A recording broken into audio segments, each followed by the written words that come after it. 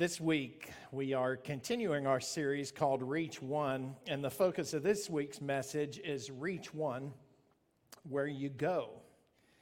And the reality is that the ministry of Jesus follows this example of how we should love people on the go. A large portion of the events recorded in the Gospels happen as a result of Jesus loving on the go. Almost all of the miracles and healings happened on the go simply because Jesus loved people. He didn't plan it. He didn't schedule it. Oh, today I think I'll heal a leper. No, he had compassion for people, and he would pause and heal them and teach them and feed them and pray with them. Now, he did all of that, even though his schedule was packed full and his timetable was full. You don't know busy until you look at just how busy Jesus was. He only had 3 years to establish his church, recruit, establish and train leaders, set up a base of operations, change mindsets, confront Jewish leadership, prove himself as the Son of God, serve man as the Son of Man, and save the world. And yet we witness him stopping to love others. I think that eliminates our "I'm too busy" excuse. In fact, I think it should make us feel really convicted.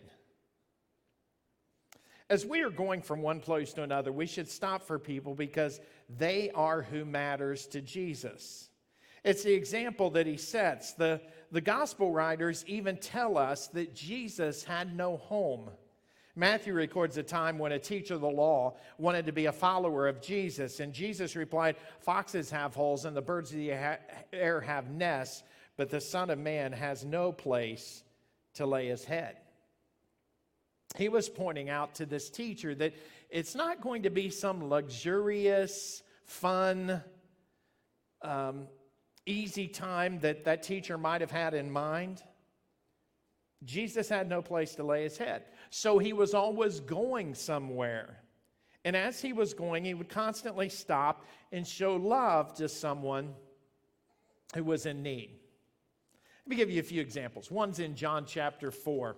And Jesus is on his way to Galilee, and he stops at a well in Samaria. And the disciples go into town to buy some food. And a woman arrives in the noonday heat to draw water.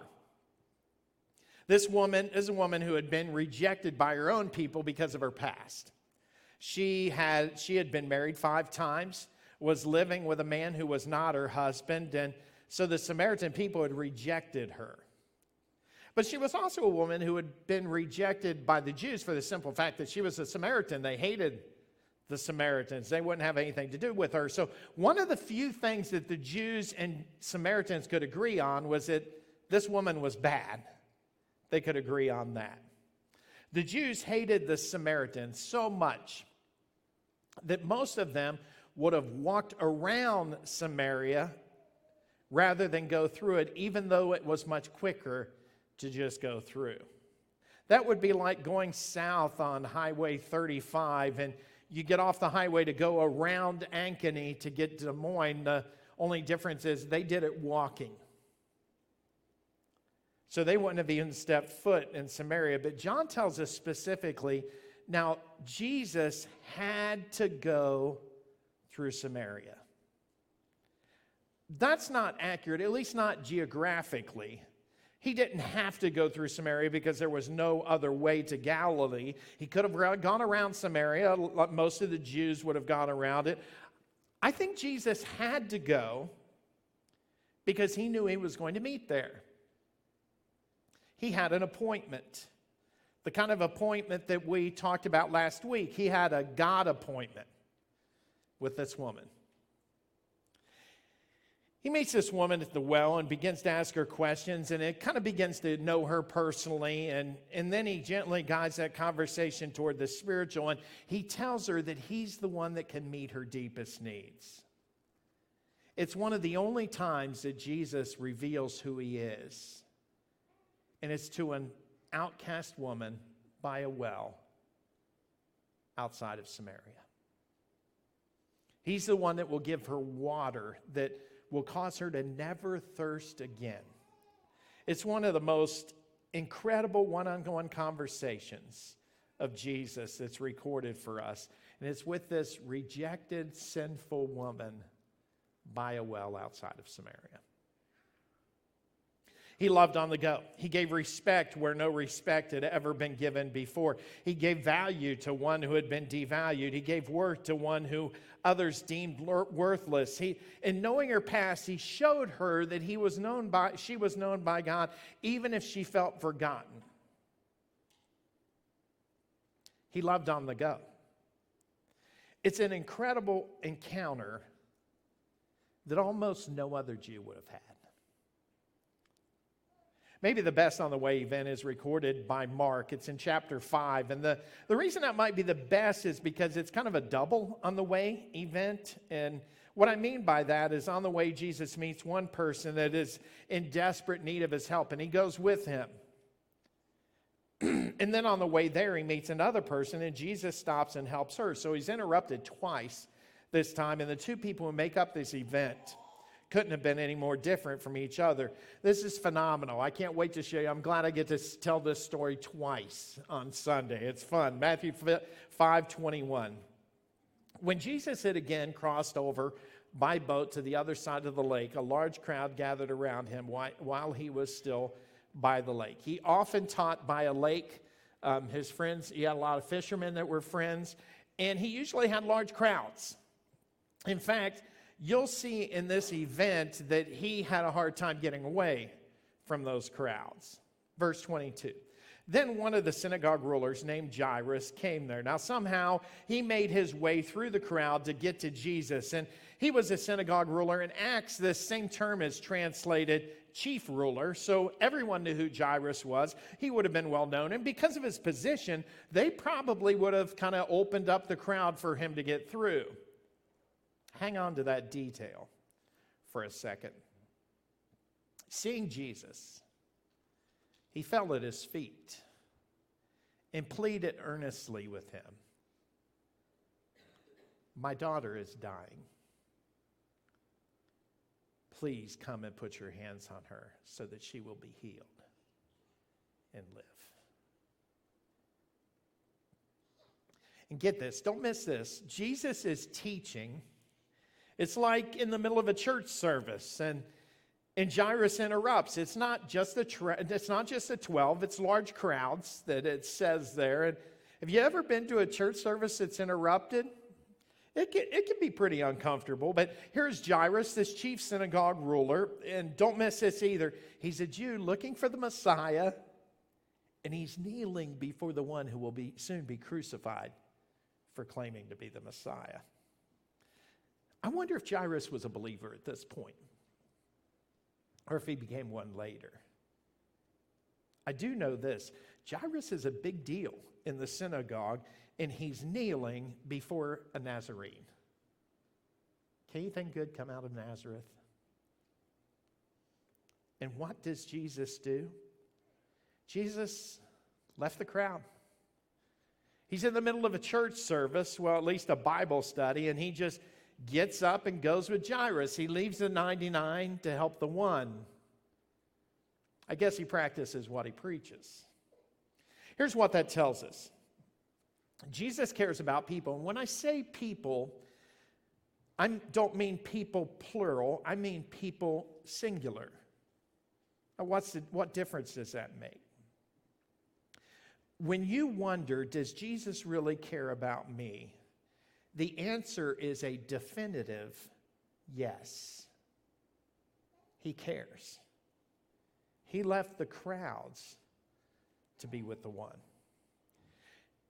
And not only does he care about you, but he cares about the people that you run into as you go. He cares about the gal at the checkout counter. He cares about the guy that helps you find that item in the store. He cares about the lady in the waiting room with you. He cares about the gas station attendant. He cares about your neighbor. He even cares about the person who's sitting next to you in church, as amazing as that is, although a couple of you don't have anybody sitting next to you, so you've got problems there. All of your friends are there.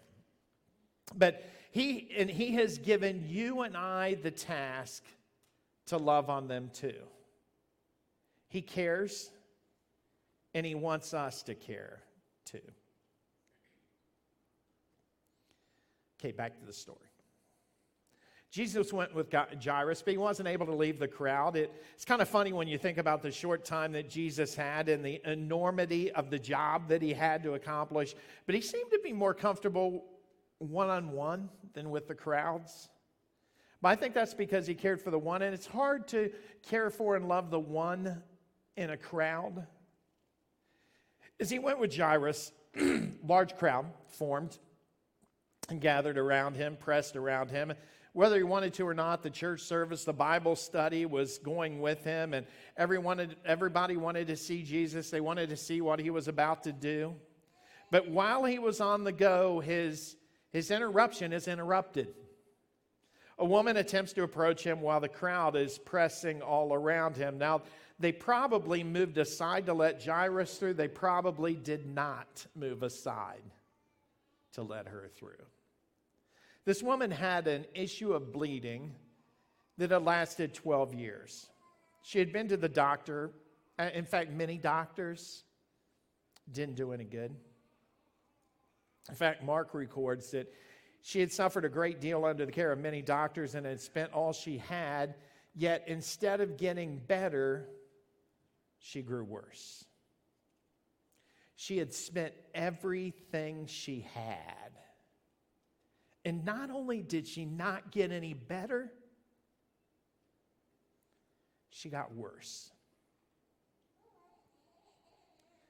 Do you think maybe disappointment was a part of her story?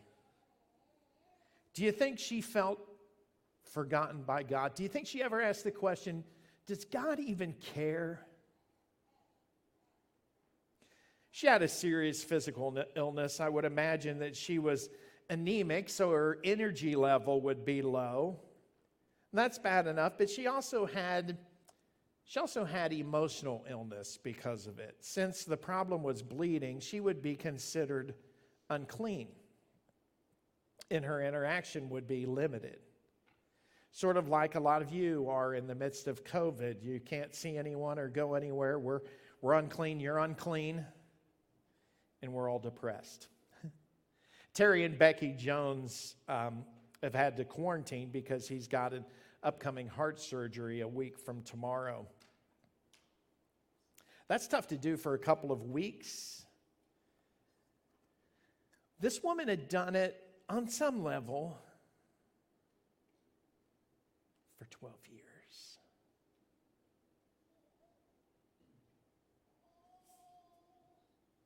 Mark tells us that when she heard Jesus was coming, and that's an amazing detail in itself because this was not a planned trip, but word got around. But when she heard about Jesus, she came up behind him in the crowd and touched his cloak. Mark tells us she thought, if I just touch his clothes, I'll be healed.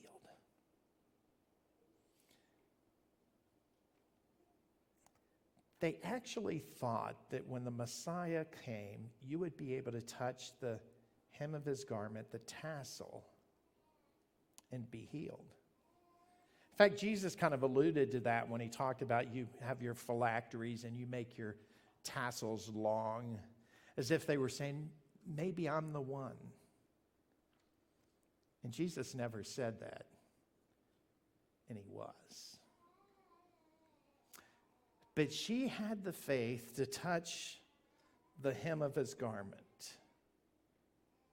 So often we feel like we have to tell our story. It's like we can't be healed if we don't tell our story, but that's not the case with her. She thought, if I can just touch his garment. Immediately, her bleeding stopped, and she felt in her body that she was freed from her suffering. Don't you love that word, immediately? She knew right away that she was healed. And that would have been enough for her, but it wasn't enough for Jesus. He cared about reaching one even when he was in a crowd on the way to go reach a different one. Jesus knew. He knew. She didn't touch him. She didn't even bump into him. She just touched his garment as he was passing by. But Mark informs us that at once Jesus realized that power had gone out from him. He turned around in the crowd and asked, "Who touched my clothes?" Now, doesn't that just make you love Jesus even more? He knew that power had gone out for him, and he could have let it go, but because she was just one of the crowd that happened to get healed, no big deal for Jesus. He did this all the time.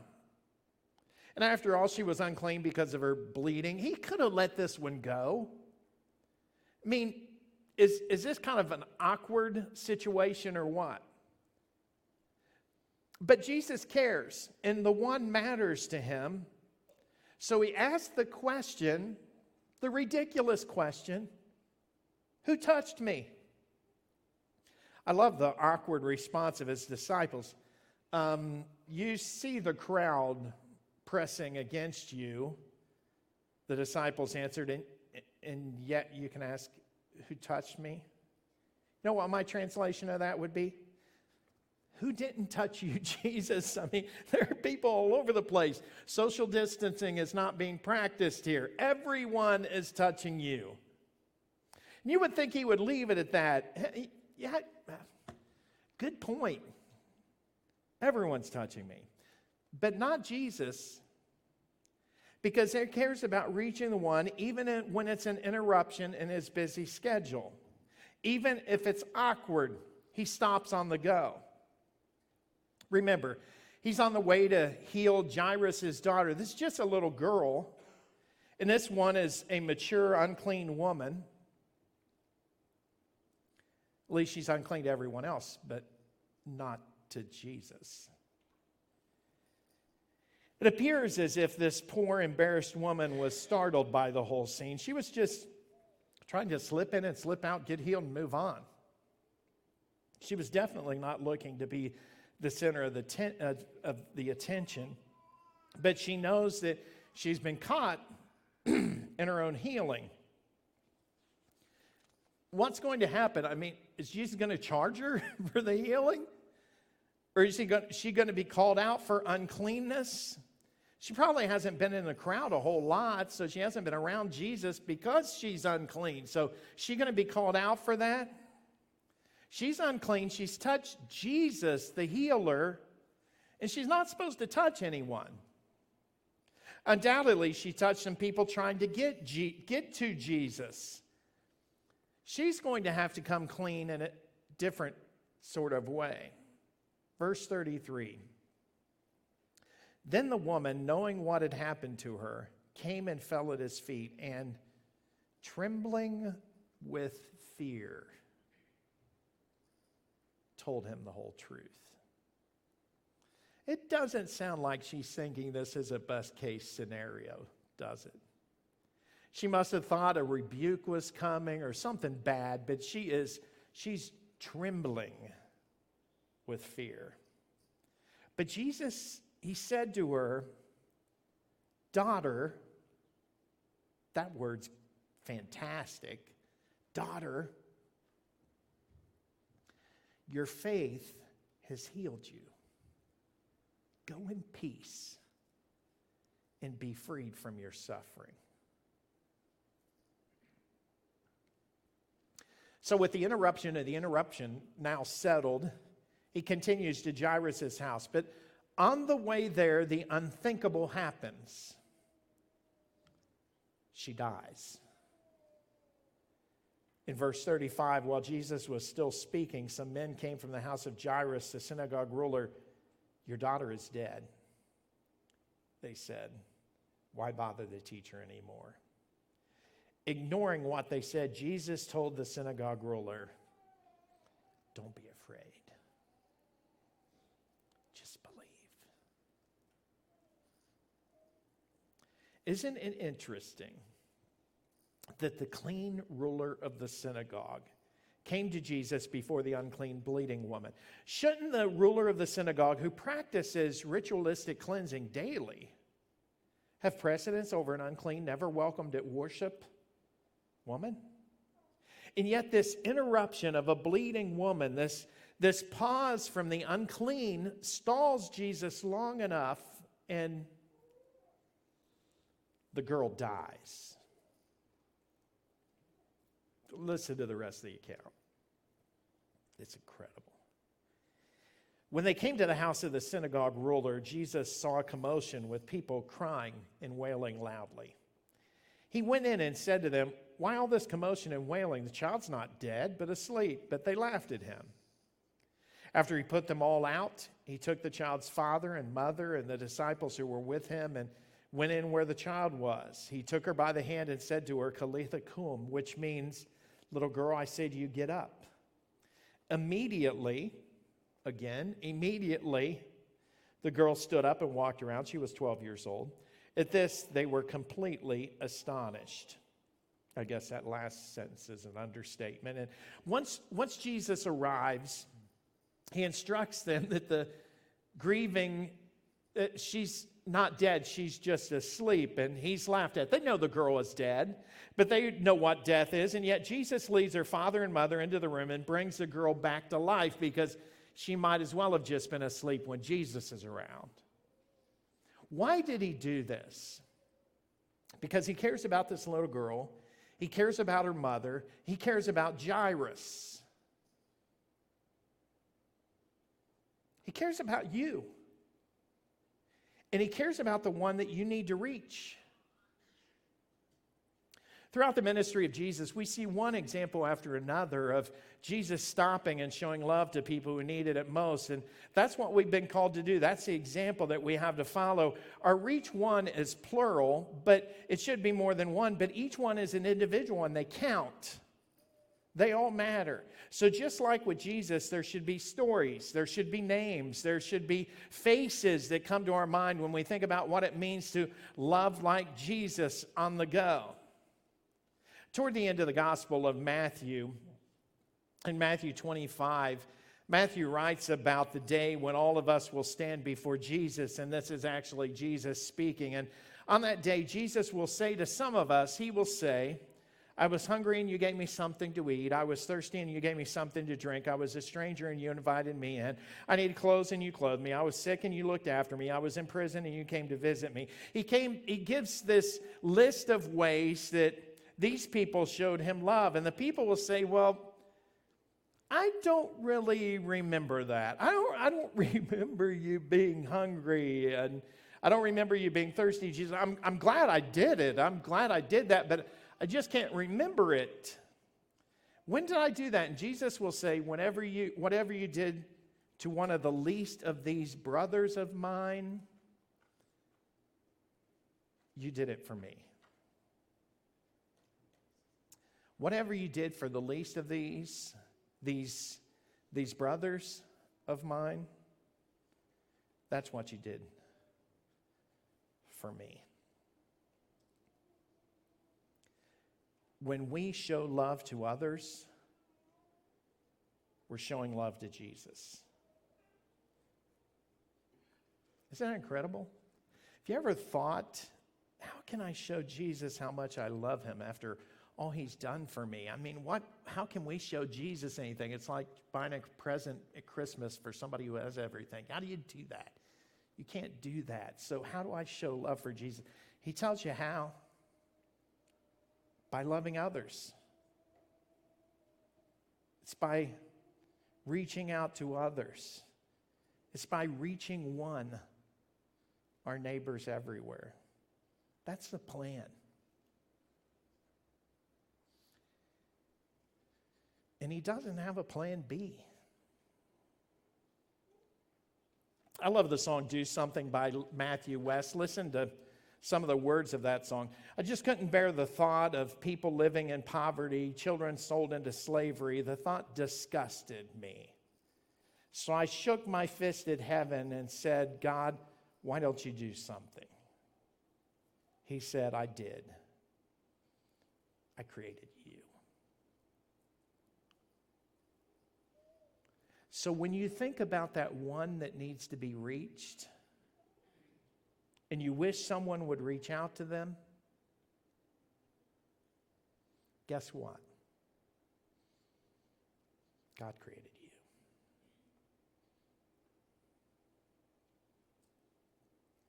That's our motivation.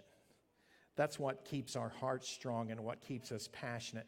Whatever we do for the least of these, it's like we're doing it for Jesus. And every day then we have an opportunity on the go to stop and love Jesus by loving others. So when you love that coworker that you don't even like, you're loving Jesus. When you love that person, when you love that your neighbor that person at the store that you don't even know, you're loving Jesus. When you love your neighbor, you're loving Jesus. And remember, love is a verb. It's not a warm, emotional feeling. It's something you do. You love by showing love, not by feeling love. But let's be honest, it's hard for us to reach one on the go. We like to be comfortable. We like to be more predictable. We like excuses. Richard Stearns, the founder of World Vision, with a vision to feed the world, paraphrases Matthew 25 to help us understand that passage more clearly. And here's how he paraphrases it. He paraphrases Jesus saying, "I was hungry, but you went out to eat again. I was thirsty, but you wanted bottled water. I was a stranger, and you wanted me deported. I needed clothes, but you needed more clothes. I was sick, and you pointed out my behavior that led to my sickness. I was in prison, and you said I was getting what I deserved." Want me to read that again? No. I don't know how you feel, but that's pretty convicting to me. As we go through our day, we have opportunities to love Jesus, but we're often completely focused on ourselves. And let's be honest about it, regardless of what side you're on when it comes to COVID's making all of us more selfish. Everything about COVID screams, think about yourself, protect yourself.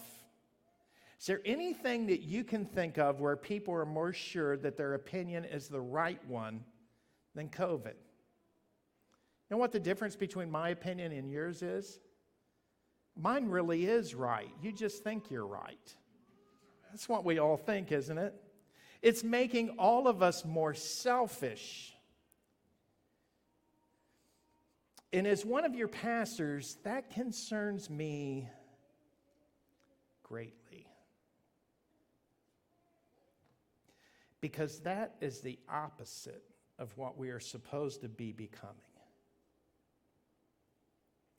But when we love others, when we stop for the down and out, for the overlooked and the undervalued, for the unnoticed and unworthy, that's when we're showing the love of Jesus. One of the things I have to be careful of is confusing my good intentions with loving people. Sometimes I feel compassion for someone who's hurting, or I feel loving feelings toward orphans, but that's different than actually being compassionate. It's so much more than a feeling. I'm afraid that we think because I feel a certain way, that means I am a certain way. But compassion is action. It's a word in scriptures that in essence is always attached, has the word "and" attached to it. Jesus had compassion and he met a specific need. Jesus had compassion and he did something about it. So our compassion for others should always have an "and" attached to it. It should be able to tell a story. Don't confuse just feeling compassionate with being compassionate. Don't think you're going when actually you're staying and thinking about it.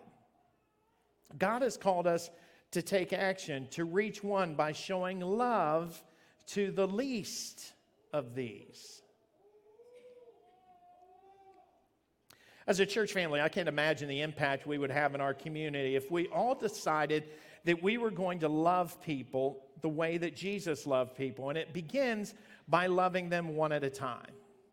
When Jesus walked this earth, he was constantly on the go, and we would often meet people that didn't seem to be a part of his plan for that day. But so much of the Gospels are committed to Jesus simply reaching out to people that he met, going from one place to another. As a church family, we're committed to, as Jesus told us, go into all the world. But we want to go into all the world and show his love to people one at a time, because that's what Jesus did so well. As a Christian, God hasn't called you to watch other people go. He's called you to go. Every day we have opportunities to show the love of Jesus. When you're going through the drive-thru at McDonald's, and you're more intentional to show the love of Jesus to the person in the drive-thru. Or maybe as you're at the grocery store and checking out, you're intentional to show love of Jesus to the person who works there. Maybe it's at your kid's game or dance recital when you're sitting and watching your child, and you're intentional at showing the love of Jesus to the person sitting next to you or to the referee. Heaven forbid. The point is that as a church, we want this to be a part of who we are. We want this to be in our DNA as a church. Wouldn't it be great if it were said of Northfield, that's a church that loves people? We want to be the kind of people that as we are going, and we are often just frantically going from one place to another, we don't miss opportunities to share and show the love of Jesus with just one person at a time. If we're honest, most of us would say to one degree or another, we don't really want to go, we want to stay. Because staying is comfortable, and staying is predictable, and staying is safe. And going can be uncomfortable, and certainly unpredictable, and risky. But when Jesus gave us the great commandment and told us to go into all the world, he didn't call it the great suggestion, and we don't call that the great recommendation. It's more than an idea. It's a command for all believers. And one of the most common questions I'm asked as a pastor is, how do I find out God's will for my life? And if you're wondering what God's will is for your life, start there. That's his will. His will is that you go, that you share his love. It's not his will for you to live a safe, mundane, ordinary life. It's not his will for you to show up at your job every day and count down the minutes until you can get out of there and just go home and watch TV for the rest of the evening. It's not his will for you to give all your extra time and energy to playing video games or shopping online. It's not his will that you would find that the highlight of your week is a package that you receive in the mail. It's not God's will for all of you to retire as millionaires and take it easy for the next 20 years. It's not God's will for us to just live these comfortable, predictable, selfish, self-centered lives consumed by our own interests and our own desires and our own opinions. It's God's will that we go. And as we go, we become his hands and his feet, showing love to people along the way. We aren't asking you to go share the gospel message with someone you've never met. That would be great, but we aren't even asking for that. We're simply asking you to be like Jesus and love people as you go. Just love where you go.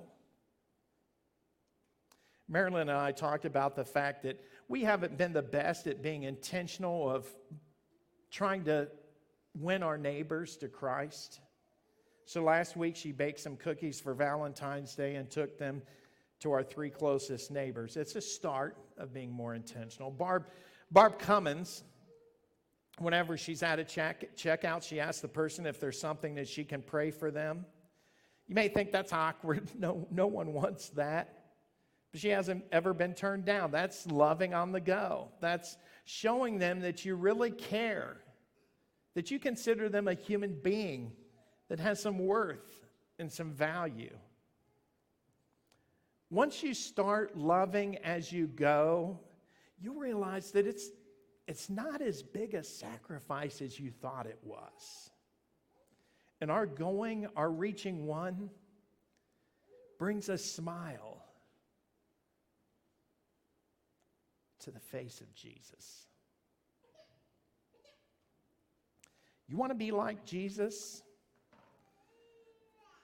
Love people on the go.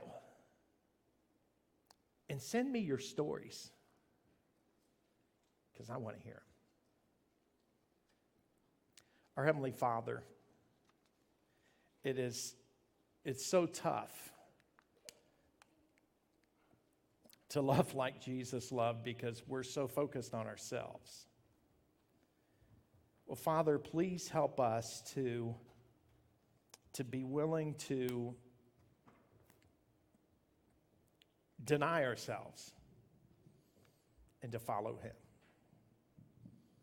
It's in the name of Jesus that we pray. Amen.